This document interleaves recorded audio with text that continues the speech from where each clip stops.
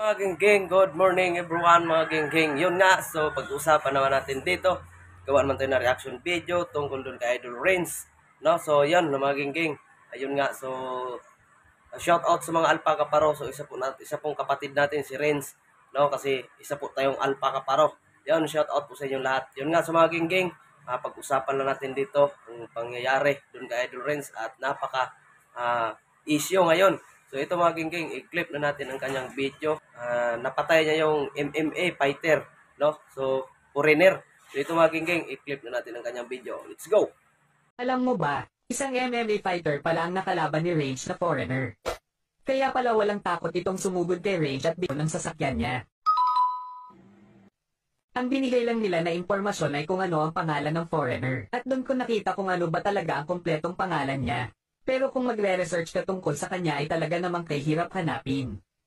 Dahil pag tinype mo ang kanyang pangalan ay hindi talaga tugma sa kanyang full name na sinabi sa social media. Pero pag tinype mo sa YouTube, yung full name niya ay doon mo siya makikita. Kaso parang nickname niya lang yung lumalabas, tas yung apelyido niya lang ang sumakto talaga. At base sa mga imaheng na kolekta natin ay agad nating pinagkumpara. At yun, mission success tayo dahil 100% magkamukha naman sila, tas parehas pa ang mga tato nila sa katawan. So kung wala lang dalang armas itong si Rage ay siguradong bali-bali talaga ang mga buto niya dito. Dahil base sa nakikita kong mga laban niya ay sobrang husay nito sa grappling. You see how he adds the hip? So it's really cool. He's turning the angle right there, adding the hip, and just, I mean, honestly, a lot of that squeeze. Like, I'm not sure me or Lindsay could finish that, but when you're built like Mike, and you got that squeeze, and you get the head. At para klarong-klaro talaga, mas mabuting i-appearance check muna natin. Ngayon unahin nating tingnan ang kanyang kilay kung parehas ba, check. Sunod naman yung ilong niya, check. Holman ng katawan niya, check. At mga tato sa katawan, check na check. Kahit minalas si Range sa mga araw na yun ay masasabi rin naman nating maswerte siya. Minalas dahil nakulong siya, pero shinworthy rin naman dahil hindi siya na ganito. Dahil kung nagkataon na nahawakan siya ng foreigner, panigurado ganito ang mangyayari sa kanya.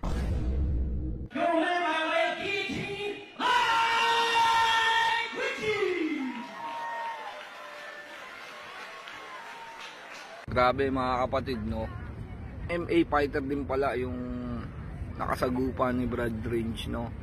Kung nagkataon, talagang wala. Tapos si Brad Range doon kung nagkataon. Ganun pa man, ipag-pray natin at ipanalangin natin yung pamilyang nawalan yan. Para doon sa pamilya na aksidente ng kapatid natin, ipanalangin natin mga kapatid. Yun. Kabayan din at Pilipina din pala yung asawa niya yan. May anak din na isa. Yan. Yun. Sana pagdusahan at pagbayaran ni Brad Range yung nagawa niya. Pero sa mga kapatid natin dyan na patuloy na gumagawa ng katatwanan. Yan.